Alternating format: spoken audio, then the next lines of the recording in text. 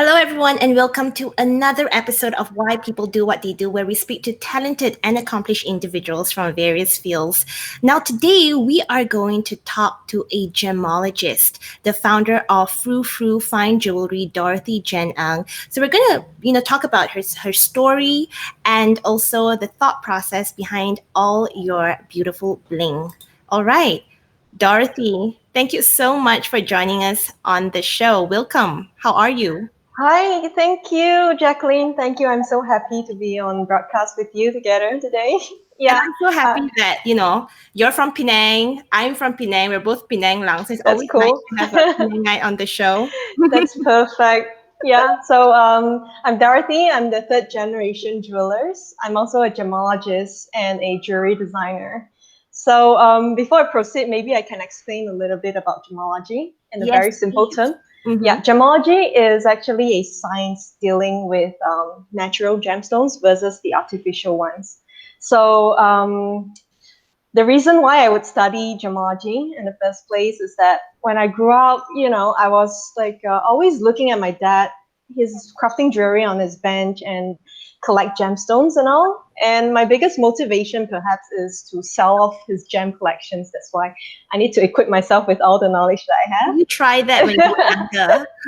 Yeah, well, but it's just part of it. Maybe I'm just joking. So, if you actually read about Malcolm Gladwell's book about the outliers, in order to be a true professional in what you're doing, you have to practice at least 10,000 hours of whatever that you're doing.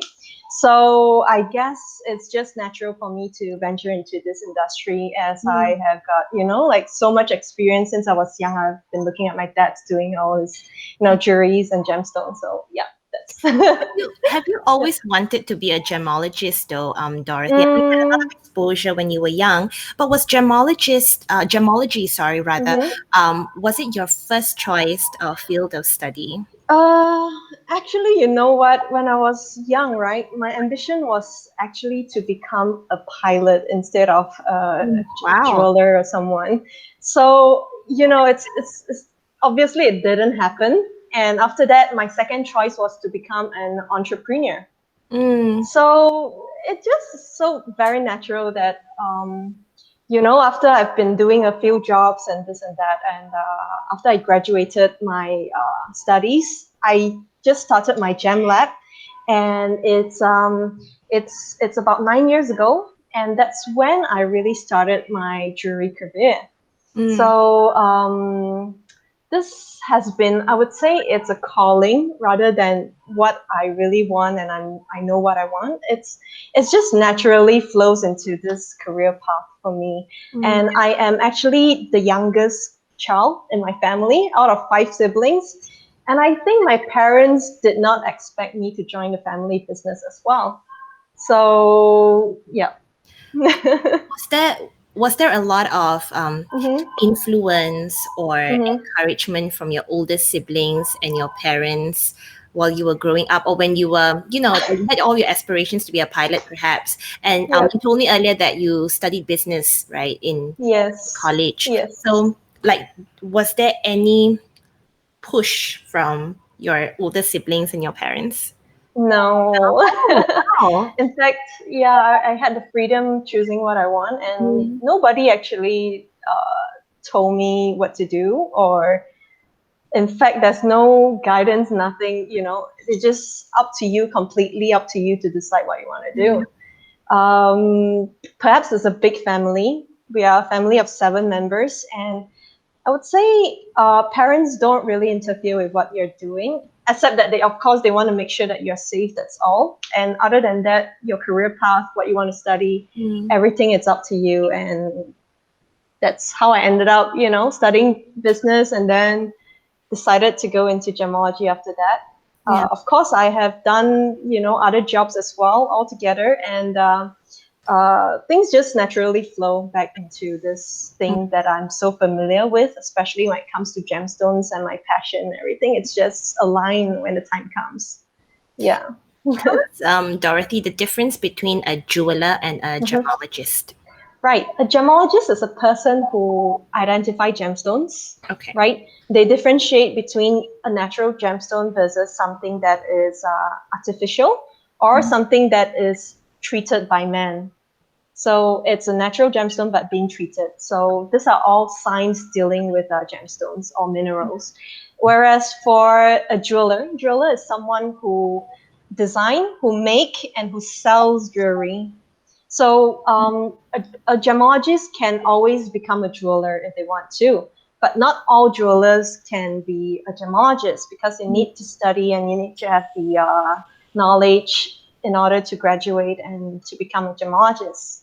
Right. So, but I would definitely say that gemology is a positive add-on, is a professional add-on to a jeweler's profession. So it's essential. And if you're doing jewelry business right now, I would definitely suggest you to take up a gemological course.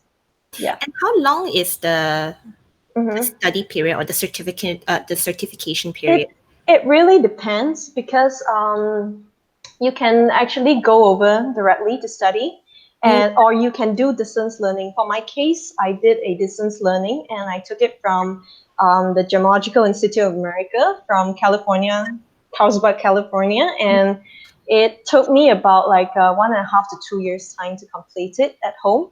But of course, I need to purchase some gemological instruments to help me mm. with the studies, as well as gemstone specimens. But I'm pretty lucky in that sense because I do have like a whole collection of it collected by my father, and I can study them at home. Yeah.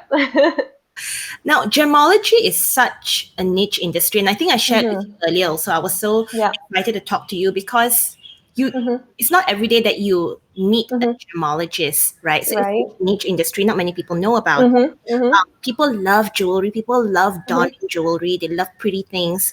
Mm. And I find that through my research and talking Right. to you as well, people who choose gemology as a career Mm-hmm. path Mm-hmm. have deep family roots already in the industry. But apart from Right. that, right, people don't choose gemology, or people rarely choose Mm. gemology as their career path if they do not have family ties to the business. Why do you think that is?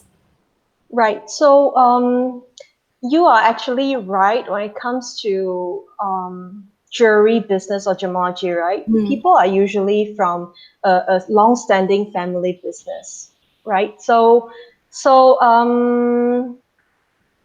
I would say, you know, there are few reasons why, as in why Malaysians generally we don't really know about gemology. In fact, when I introduce myself as a gemologist, people maybe 7 out of 10 will be gemal what? They will be thinking like, what's that? Or the rest will be thinking like, oh, are you dealing with germs? So yeah, they you know think that. of germs instead of gems. Mm, So, it's all about the education because since young, we have not been exposed to mineral studies. We have not been exposed to gemstones or any other sorts of studies like that. mm, And secondly, until today, we don't have any colleges or universities that mm, actually offer this course. So, like I said, I took my course from Carlsbad, California through distance learning. It's following my two uncles' footsteps, where they were the first gemologists in northern region, Peninsular Malaysia, in the 80s, who run a gem lab. And so, it's just, natural for me to pick it up. But mm, I would say that it's not unachievable without, proper exposure and opportunity. So mm, all people need to have is only a proper exposure and opportunity for them to get into this business. mm, So you don't really have to be a long-standing family business in order to become a gemologist. All mm. you need is interest, perseverance, and you need to know that you're clearly into this jewelry business after you finish studying. So yeah. And I guess it's the exposure and the awareness as well, Yeah, right? correct. If you are not aware that there is Mm-hmm. such an industry. I mean, we Yeah. Malaysians, we love pretty things. We love wearing all these pretty things, but what is the process behind like all these beautiful gemstones that Mm-hmm. we're wearing, right? Yeah. Yeah, I'd like to talk about your travel hosting days. Uh, you used to have a stint as a travel host. Tell us about that and your decision then. I know we spoke about you then taking gemology, but then after that, making that decision to join the family business. Mhm. What was that one turning point that you made that made you want to join the family business, and you knew that that was the right thing for you? Yeah. You see, people would think that, oh, a travel host, you get to travel all around the world, you get to live a life that everyone has been dreaming of. The job, although it sounds really glamorous, it's actually not a life that I take delight in. I Mm, feel very tired with that job, and I don't really like the limelights or anything of that sort.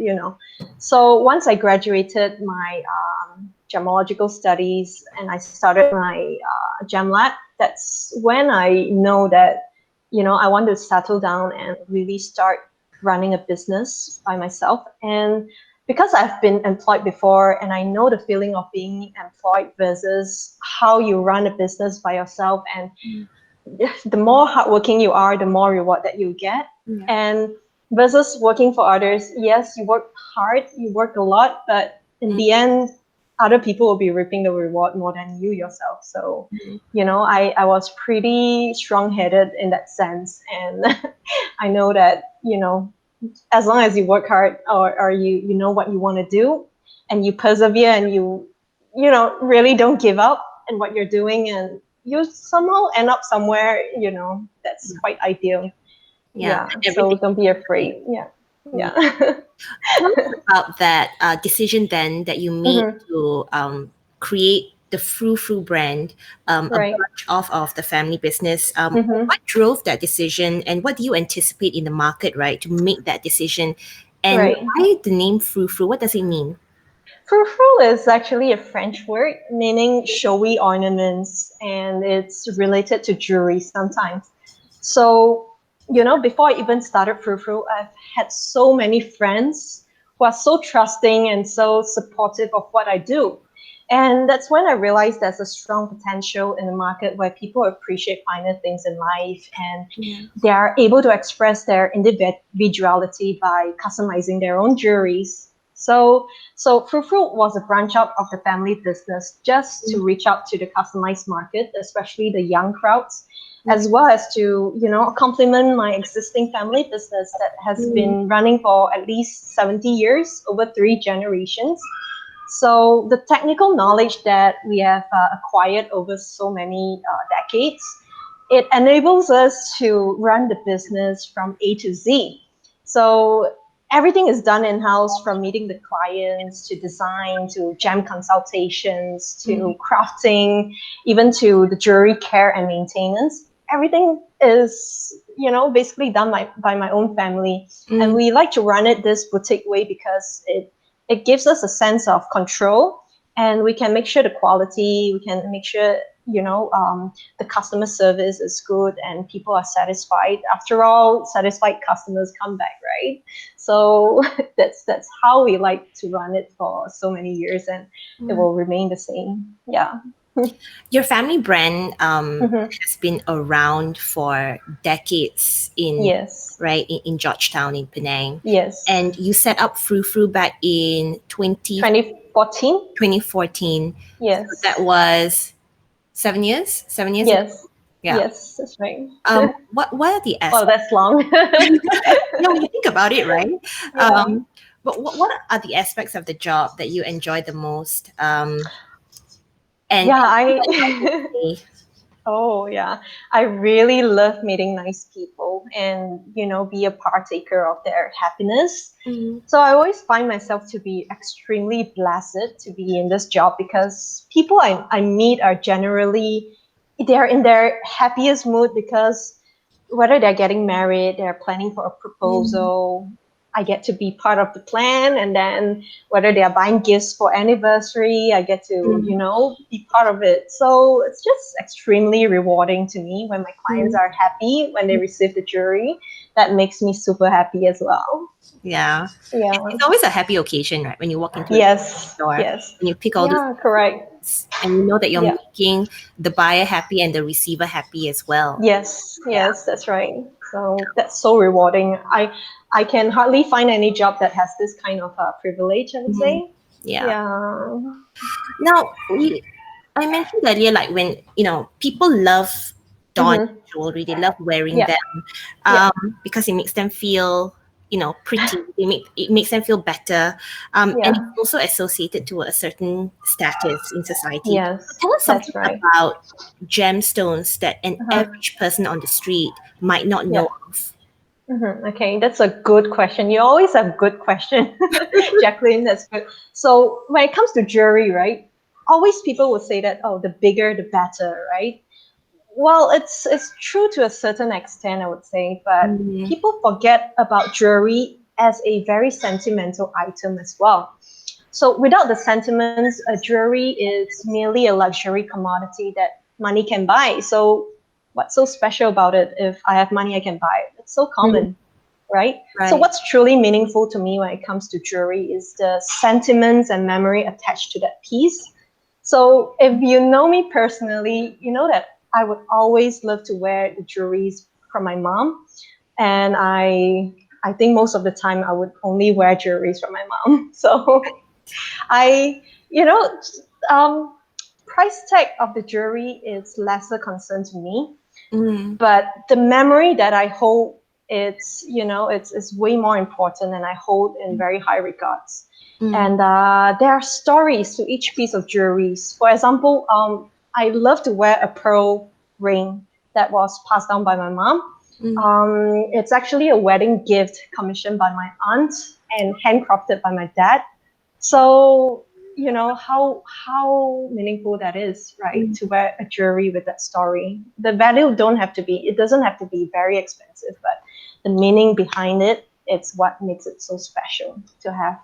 So I would hope that people will understand this more than just on the price tag. Oh, I'm wearing this very expensive stone, but there's no story, there's no life to it. So yeah. It's so interesting, right? And so refreshing. Mhm. For that little tidbit coming from Right. you. I Hmm. mean, like you've been in your family has been in the industry for decades. You are also so embellished in the industry, and you're a gemologist yourself. Mm. um, and it's so refreshing coming from you only because there are so many people out there who, when they think about jewelry or when they think about engagement rings, proposals, it must be diamond. And the bigger the diamond, right? The bigger the Yeah. diamond, the better. The more expensive, lagi the bigger it is, the better. So debunk this any myth for us when it comes to um, diamonds or gemstones. Must an engagement ring be the most expensive? Well, the rules, the general rules that you should spend at least 3 months' salary on your engagement ring. I've heard That is that just a before. marketing.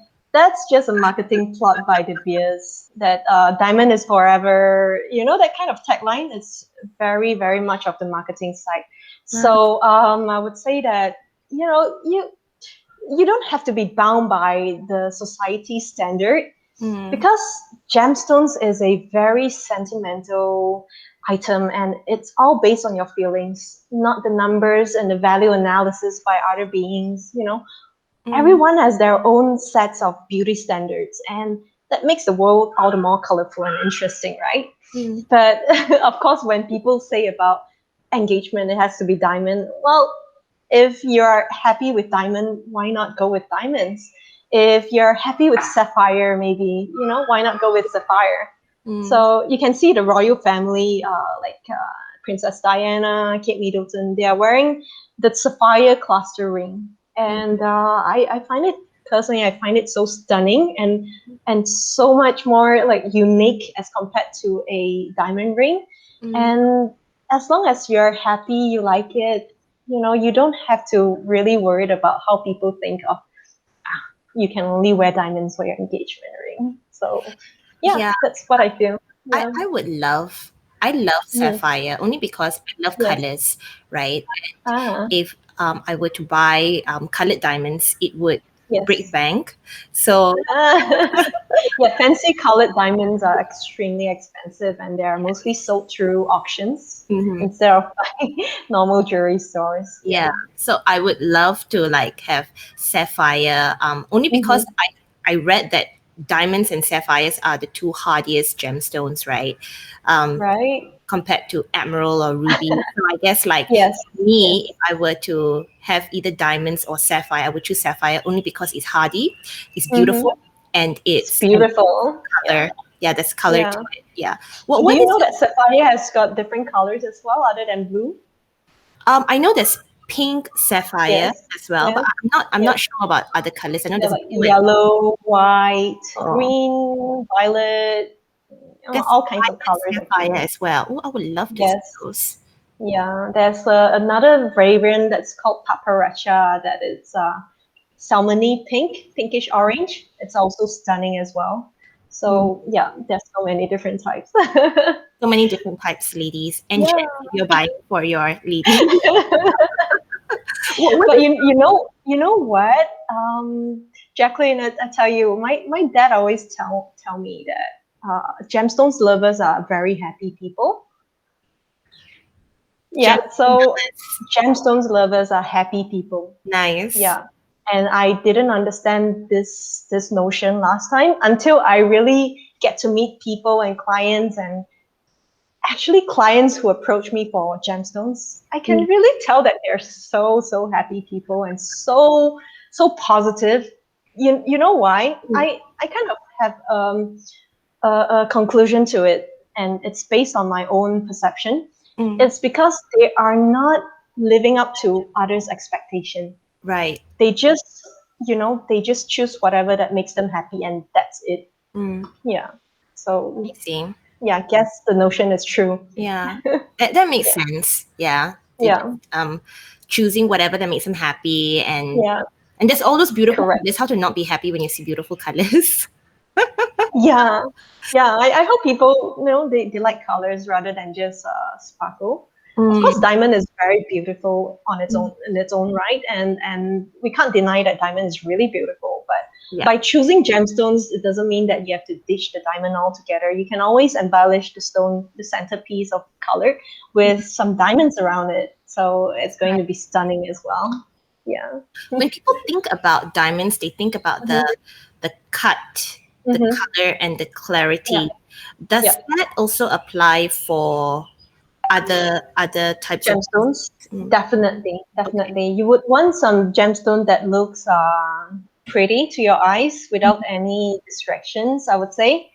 But then again, when it comes to nature, when it comes to natural things, we do have our birthmarks here and there, and Yeah. that's our unique, identifying characteristics, right? So a little bit of inclusions within the stone, clarity inclusions there. I would say it doesn't really matter that much because it proves that this is very natural item. If one stone that looks completely clean and it's super nice to look at, it's okay, it's gonna be either extremely expensive or it's Mm, gonna be artificial man-made items. yeah. Okay. so so you've just got to embrace a little bit of characters within the stone, and you'll be fine. So Yeah. inclusions basically give character to Yes, I would say, as gemstones. correct, as long as it doesn't distract you or doesn't make you feel uncomfortable, I think that's fine. Mm, okay.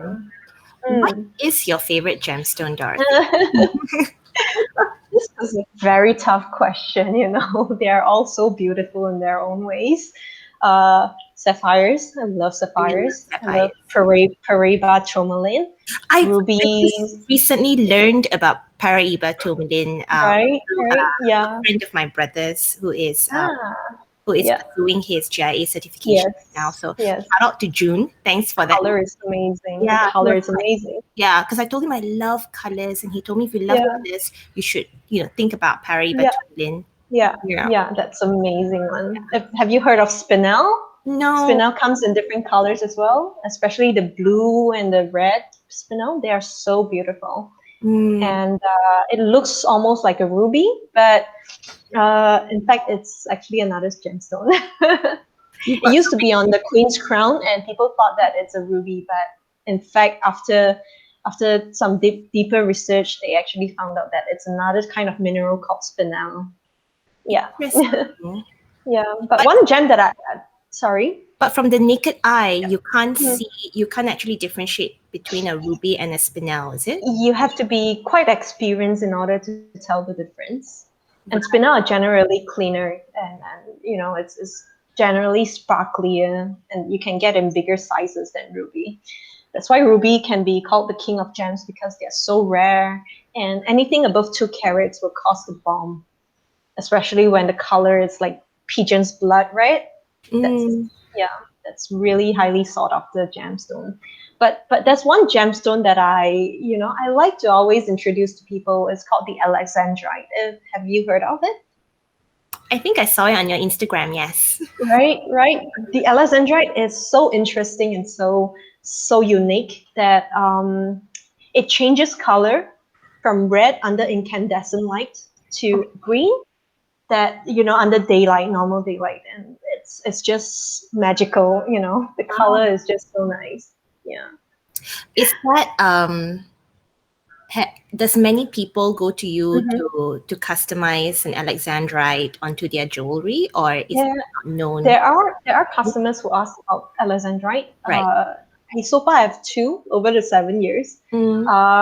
But in the end, they didn't buy because of the pricing. The Mm. price range is slightly on the high side, and Right. when we talk about just 1 carat, it could cost more than 15-20K. Wow. So yeah, so the price is still not the highest because the last I checked, even a 5 carat alexandrite could cost a few $1 million. Wow. Yeah, especially the material from the Ural Mountains from Russia. So that is a really, the highest level kind of alexandrite. Of course, it comes from different locations as well, but Mm. it's extremely rare stone. So, if a Yeah. customer were to come to you, Hmm. would you? I know you customize the jewelry for them. Would you Yes. also specifically source those stones for Uh-huh. them? I will try my best to source, Mm. and if it's more common stones, it's the chances of getting it is high. When it comes to diamond, easily, it's just a matter of like hours that I can get it. But when it comes to gemstones, right, it is Mm. so different. And even one person describes like, oh, I like it to be a bit violetish blue, to be shiny, to be 1 carat. If I manage to find one that fits that requirement, Mm. it doesn't necessarily it's gonna be a kind that the person will like. So it's quite hard to source for colored gemstones because they are all natural and they look so different from one another, Right. and it's very difficult to source for gemstones. So gemstones is a thing that you follow your heart, Mm. and if you see it, you like it, you really like it. Mm. So one person's treasure could be a trash to another. Mm. So not everyone like the same thing, I would say. Mm. So if you like it, it's your love at first sight. You just go for it. It's all about feelings when it comes to gemstones.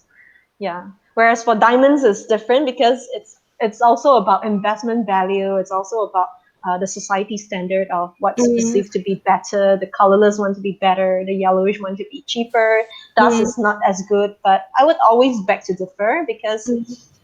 whether it's white diamonds or yellowish diamond, they all are so pretty in its own Mm. right. And I wouldn't say yellow is inferior to the white ones. So, maybe Mm. you can change your perspective when you look at Right. diamonds. Yeah. I think the general perception out there is that Yeah. the more yellowish a diamond is, then it Hmm. loses its shine or its sparkle or it's not of a good grade, right?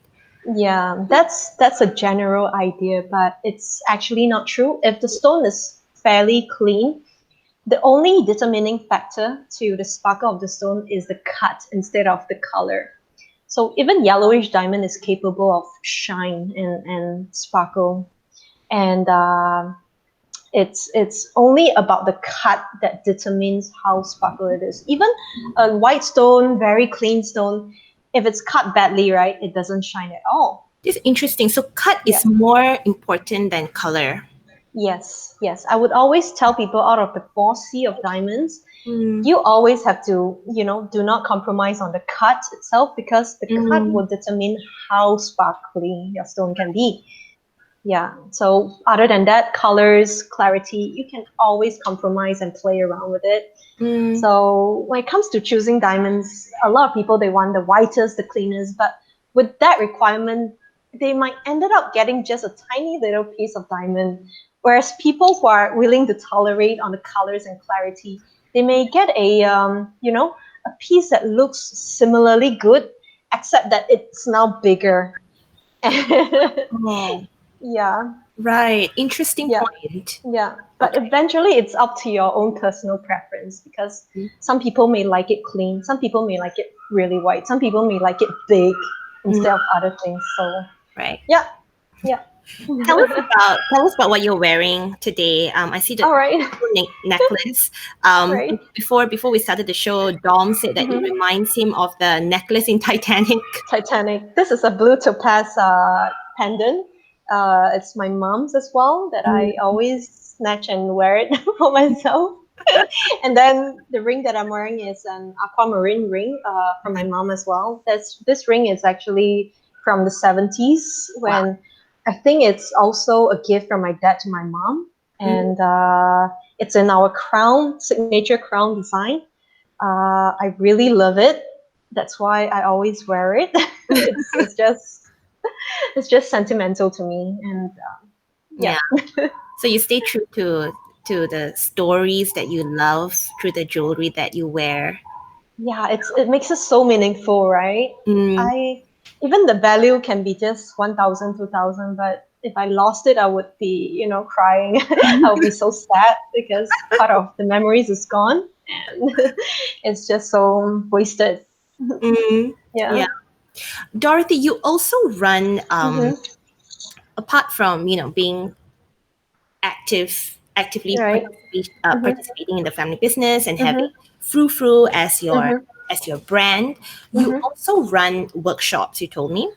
Yes, I run this jewelry workshop that I put under my own name, Dorothy Jen Atelier. Mm, And the main motivation that I started this workshop is actually to educate people about the dyeing art and dyeing skill of handcrafted jewelry. mm, Most of jewelries that we see in the market today, they are mostly done by machine, or what we call it the wax. They wax it up first with a mold, then only they do the casting. So these are not fully handcrafted items.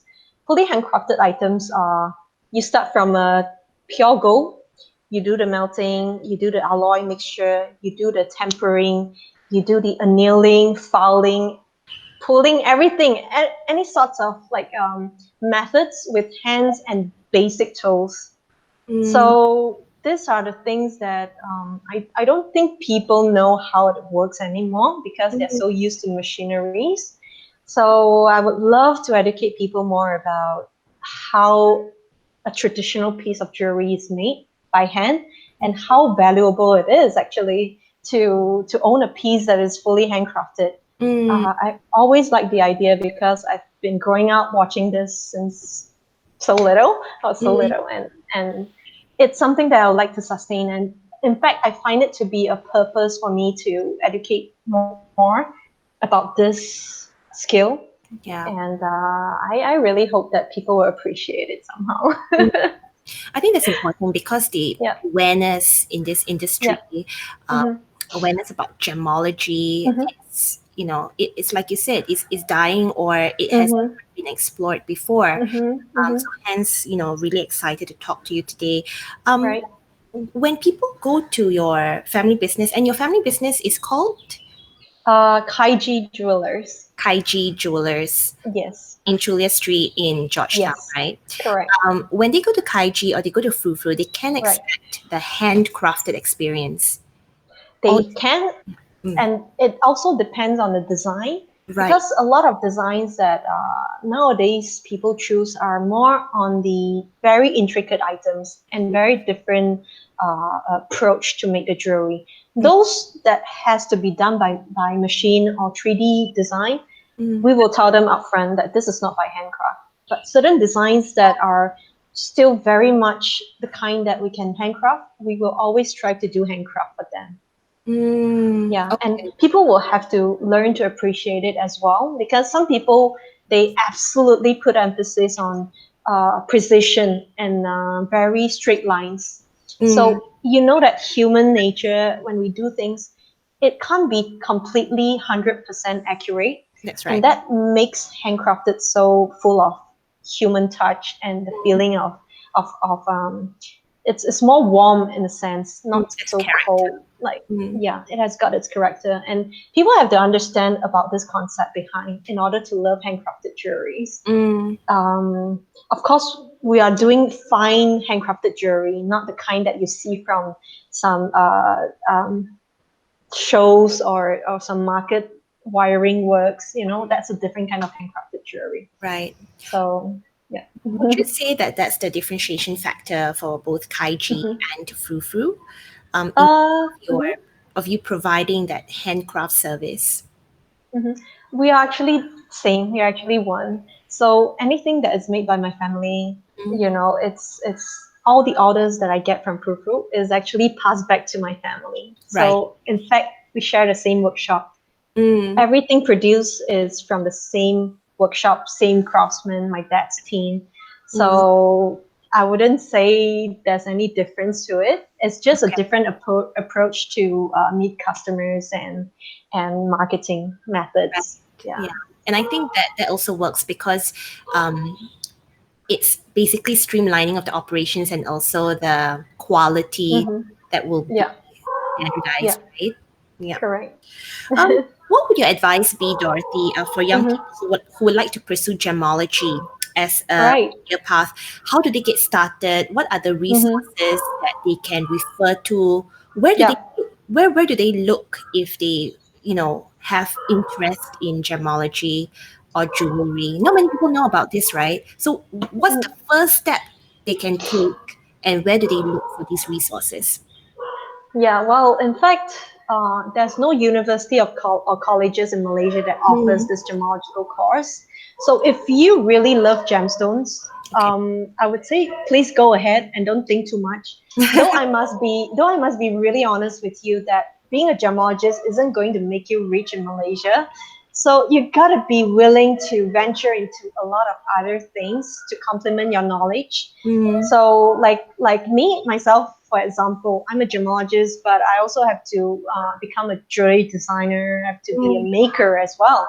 So that's why I have my own workshop as well. Mm. So I would say just like any other entrepreneurs, you have to do a lot of things. You just have to be willing to, get your hands on many different segments of your industry Mm. and be expert in it. So you will stand out and you will be different from others. Mm. So if you have the mindset that, oh, I just want to become a gemologist, that will be very difficult. That will be very difficult. Yeah. So, yep. And learning about gemology will be great because now you have a gem knowledge that will save you a lot by avoiding bad purchases or con man, you don't have to buy all the artificial items. That's So right. two birds, one stone, right? Yeah. So what you can do if you want to study gemology, try to start reading a little bit online first because with internet and there's so much information available in the online world. Mm. So start by reading online. If you really think that you like this knowledge, you can go ahead and enroll in gemological courses, whether it's from the US, from the UK, or the nearest would be in Thailand. Oh. So yeah, you can always go there to pursue your studies, or Mm. you can also do a distance learning like I do. Mm. But you have to be prepared to invest in gemological equipments to aid your studies, Mm. such as microscopes, refractometers, polariscopes, spectrometers, just to name a basic few, right? And of course, you need to get yourself a set of gemstone specimens so you have something to study. Right. Yeah. Mm. Is training as an apprentice or Mm-hmm. working as an intern in existing establishments? Is that important for students, young people that want to pursue gemology? I would say it will provide a insight to Mm, prepare you whether you're ready for this industry or not. right. You may like jewelries, but you may not like the working environment, or how tedious this work can be.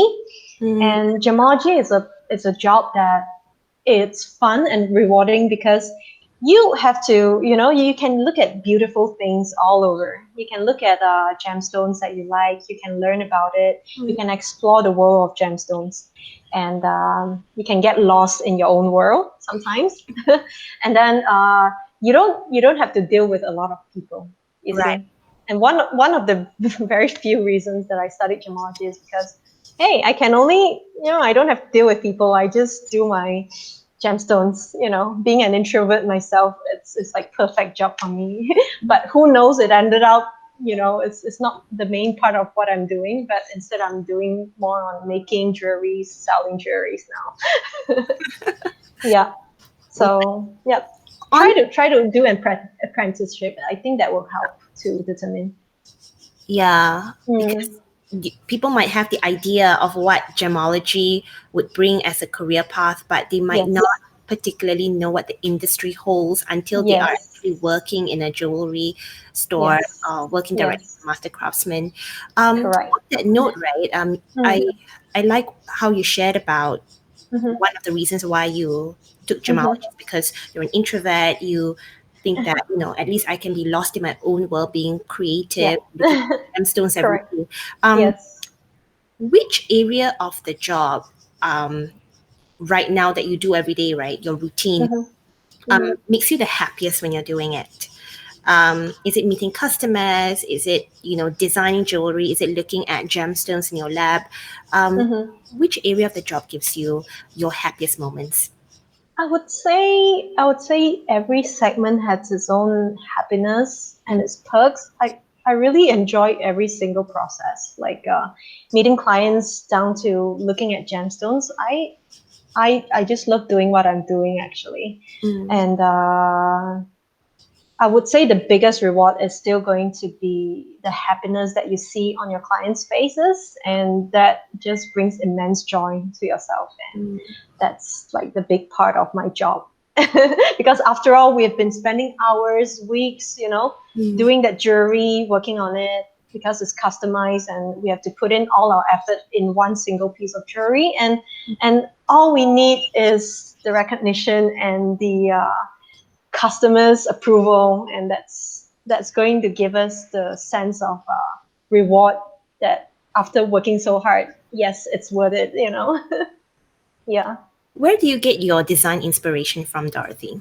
Right. The design inspiration. I'm actually a history buff, Ah, and yeah, anything that is culturally interesting really excites me.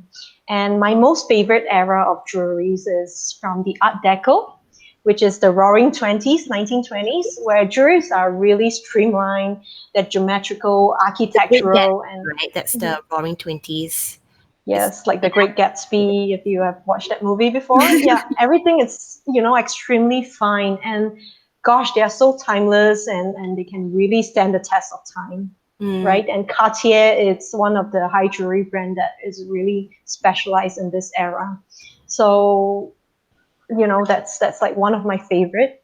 Uh, I'm also very into nature. So God's mighty creation, who can contend with that, right? And many of my jewelries are also nature related. mm. And they are like florals, insects, animals. I just kind of like that. Yeah. Anything natural, anything that is geometrical, Mm. that's my inspiration. Yeah. I'd like to explore something that people have been talking about. Mm-hmm. People love Malaysians love diamonds. Right? We spoke about that. But Yeah. right now there are artificial diamonds Mm-hmm. that Yeah. are being sold as real diamonds or synthetic Yes. diamonds, if I'm not They mistaken. call it the synthetic Synthetic diamonds. diamonds, that's right. Yes. But there are also diamonds that are grown in labs. So what from my understanding, the ones that are grown in labs are real diamonds, but it's just that they're grown in labs. So could you Yes. talk us through this specific space where synthetic diamonds are slowly gaining Yes. interest, and Yeah. also are lab grown diamonds considered authentic and as close to real or close to diamonds that are mined from the ground?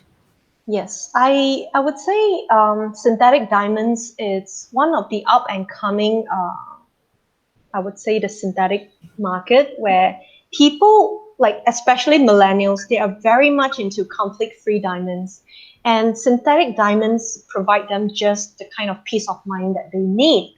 And synthetic diamonds are virtually, they are literally diamonds, but they are not from the earth, not created by nature, but instead they are created in the lab. In fact, it dates back to many decades ago where General Electric's GE actually created this synthetic diamonds successfully, but it only made available in the like commercial amount that is able to sell to normal consumers lately this maybe 5 to 10 years time. So you have to be really careful with synthetic diamonds. There Okay. are two methods of creating synthetic diamonds. One is called the HPHT, high pressure and high temperature, and another is CVD, carbon vapor deposition. So these two types of synthetic diamonds, they create almost, the same looking diamonds that we see like from a normal jewelry store or from Mhm. just a normal diamonds. They look exactly the same. And it's extremely difficult to differentiate between the two because of the chemical composition is basically the same. And you need extremely intricate and advanced technology in order to detect that. Right. So if any driller is selling that piece of synthetic diamonds Mm. as synthetic diamonds, actually there's no problem to it, right? And as long as you are disclosing what you're selling, it is fine. Mm. But the problem comes when people are selling synthetic diamonds as natural diamonds. That's going to cause a lot of issues in the market. Oh. So just as the normal diamonds on the girdle itself, there's a very tiny laser inscription on every single piece of diamond. It's something like a birth certificate number. Okay. Synthetic diamonds would have their own certificate number as well. So they will tell you that this is a lab grown diamonds and the number is this one. Mm. So the price of synthetic diamonds could be maybe 30 to 50% of the natural counterpart. And the price has gone down over these few months. Actually, it's cheaper right now. Right. But if you want to resell it, the price is going to be very low. So Mm. a lot of people has been asking me about synthetic diamonds, and I do offer that. But in the end, when they learn about the price versus the trade-in price in the future, they Mm. decided, okay, maybe I'll just go with the natural ones instead. Right. So yeah, so it's a market where, well, if you're able to accept new things, new ideas, Mm. it's definitely okay as long as you know what you're buying and the price that you're paying for. Mm. Yeah. For synthetic diamonds, Mhm. do the four C's also apply to synthetic? Correct. It's exactly the same standard and the grading methods that we are using for the natural diamonds. Interesting. Okay. Mm. So be careful. Be really careful with synthetic Mm. diamonds. Make sure that you know that you're buying one. Yeah. Yeah. So Mm. just the transparency is needed, and people need Yes. to disclose what they're selling. Um, Correct. on the note about reselling or resale Mm-hmm. value, right? Mm-hmm. Among all the gemstones, diamonds included, Mm-hmm. which gemstone have the highest resale value? And I'm guessing this would be purchased as investment pieces by Right. people. Right. Well, honestly speaking, to my own personal experience, if you're talking about investment jewelries, right, you're not talking about 10,000, 50,000 jewelries. Mm, You're basically talking about millions or overs. mm, So those are really investment grades where you sell in auction houses, not right. just normal retail stores. Mm, So in order for you to achieve investment grade, you have to have a really large sum of capital with mm, you. So when it comes to normal jewelry for everyday wear, I would say it is all about your feelings. You buy according to what you like and what makes you happy. mm, So you don't talk about reselling your jewelries because one, it has got some memories in it.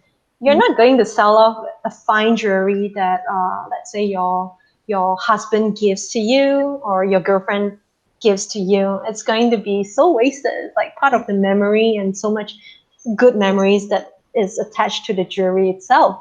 So we don't really talk about reselling these sentimental pieces. Even if you really talk about it, gold will subject to a 70% trade-in value. That means 30% of it will be discounted off when you sell your gold. Okay. And same applies to diamond. Diamond could be 35 to 40% discounted when you sell it off. So I would always try to, tell people that actually, if you buy a really nice gemstones, the chances of the appreciation might be higher than diamonds itself. So although yes, diamonds has got more potential buyers from you, like you have more friends that are willing to buy diamonds than gemstones, but then again, you have to weigh between the memory that you have within that piece versus, the money, is it worth it that you get it? So when it comes to investment, it's just not for everyday wear jewelry, I would say. Yeah, so Honestly speaking, buy jewelry which you're going to attach memories to. You're going to make memories with. And things that you are like happy with. You wear it, you feel so happy, and it's worth it for you to wear it every day, and it makes you happy. That's the most precious thing ever. All right, Dorothy.